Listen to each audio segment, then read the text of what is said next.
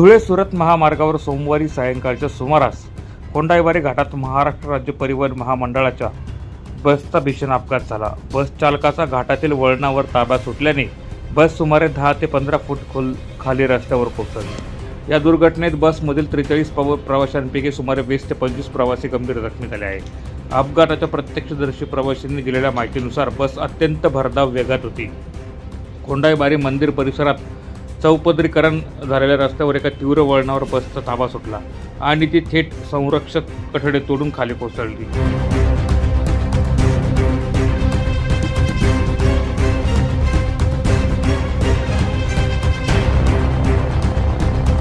मी धुळ्याहून सुरत येत होतो बसमध्ये। मी कॅबिनमध्ये बसलो होतो। कोंडाईबारीच्या घाटवरती कोंडाईच्या घाट ट्रक आणि ओव्हरटेक करत होते। ट्रक आणि बसवाला ते टर्निंगवरती ते ट्रकवाल्याने कट मारला। टर्निंगला डायरेक्ट बस खाली गेली। तर डायरेक्ट खाली म्हणजे विरुद्ध दिशेला गेली।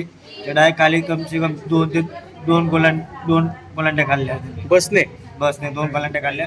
तो पुढं खाई होती पुढे खाई होती ते गेला सुद्धा आम्ही एक पण बसलो नाही असतो।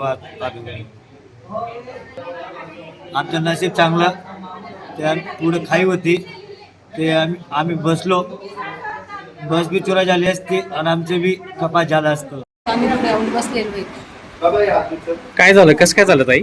हे आता ड्रायव्हर आम्ही मागे बसलेलो, एकदम गाडी चालूच होती। गाडी चालू असतानाच खाली पडलो। आणि कुठून बसले होते तुम्ही? आम्ही धुळ्याहून बसलो। कुठे चालले होते? सुरतला जातोय। सुरतला? पावडोड्या मारायला लागलो आम्ही, डायरेक्ट खालीच होती। पूल म्हणजे खाडी थोडीशीच राहिली। कोंडाईबारी घाटात बाकीची एक बाईचे तर मी पूर्ण डोकं चिपलेलं, त्यांना कुठे घेऊन गेले काय माहिती। तिथं बेवडे चालू, एक माणसाचा हात गेलेला आहे, पूर्ण जखम झालेली आहे।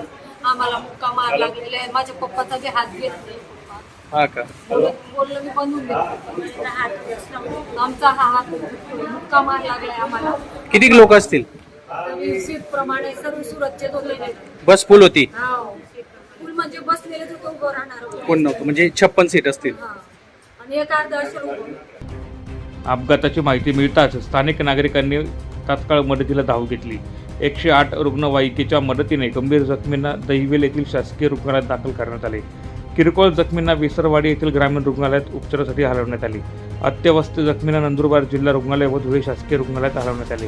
या भीषण अपघातामुळे परिसरात शोककळा पसरली असून अपघातग्रस्त प्रवाशांच्या नातेवाईकांमध्ये चिंतेचे वातावरण निर्माण झाले होते।